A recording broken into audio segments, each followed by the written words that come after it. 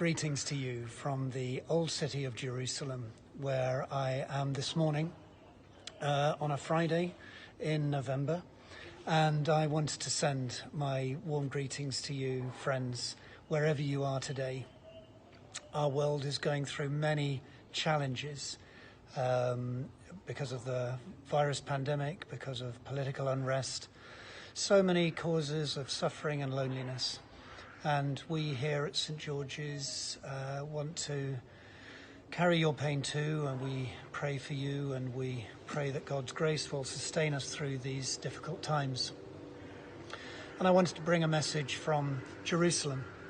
I'm standing on the Via Dolorosa, the Way of Sorrows, which visitors to Jerusalem will know is a part of the pilgrim journey to walk at some point on their pilgrimage, the Way of the Cross.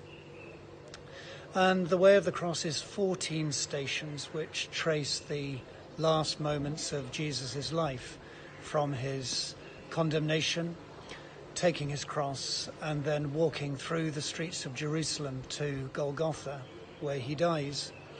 And those 14 stations, which mark the suffering of Jesus as he carried his cross, can be traced by anyone who comes to the city.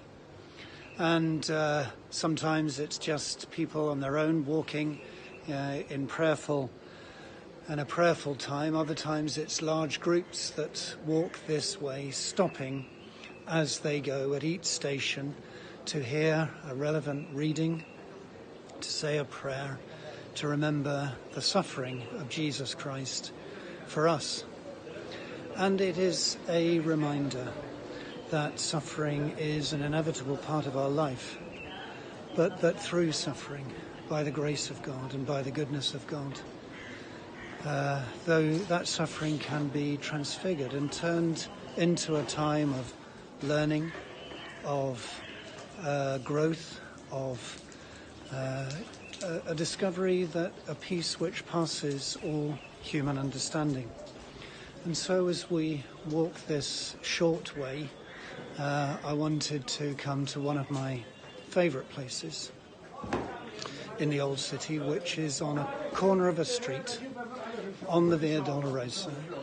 It's actually at the 5th station, and this being a Friday, in normal times before the pandemic, this route would be full of people of all faiths actually, because here on this junction, it's a place where, especially on Friday, but any day, Muslims will make their way to Al-Aqsa Mosque, which is down in that direction, and Jews will make their way to the Western Wall, and they can go in that direction too, or they can walk up this way towards the Western Wall, which is a place where hundreds and hundreds of Jewish people gather for their prayers daily, but especially on a Friday at the start of Shabbat. But in these days, we are still not back to normal, because there are no pilgrims to add to that throng of people, because on this route Christians will be walking their way on the Via Dolorosa. And here is the 5th station. And the 5th station, some will remember, is the point in Jesus' painful journey with the cross where he stumbles, and Simon of Cyrene is here to carry his cross for him, to share the load. And here there is a stone worn away by hundreds of thousands, if not millions, of hands which have touched it, remembering perhaps that Jesus here might have reached out to steady himself as he fell. And here there is a small chapel, the doors of which are shut at the moment, because we are still very much not back to normal. And the shops are largely shut because there are no pilgrims here to buy the goods and the souvenirs, although daily business does go on, as it always does in Jerusalem, because it's a busy city. and rubbish needs to be collected, and goods do need to be bought to sustain daily life. But here, by the fifth station, we remember that, like Simon of Cyrene, we're all called to follow Christ and to share the pain of others who are going through times of difficulty. And so I invite you, as I'm sure you are already, to look around you and to see those who need your prayers, who need your practical care, so that in these days when we are finding it hard to go about normal business, we don't forget to do the normal business of caring for one another.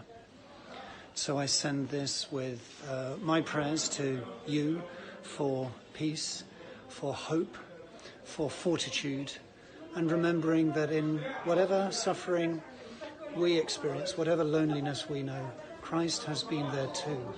He knows our pain, and he stands with us, for us, and calls us to him that he may carry our load too. Thank you. And I send this with all God's blessings to you wherever you are.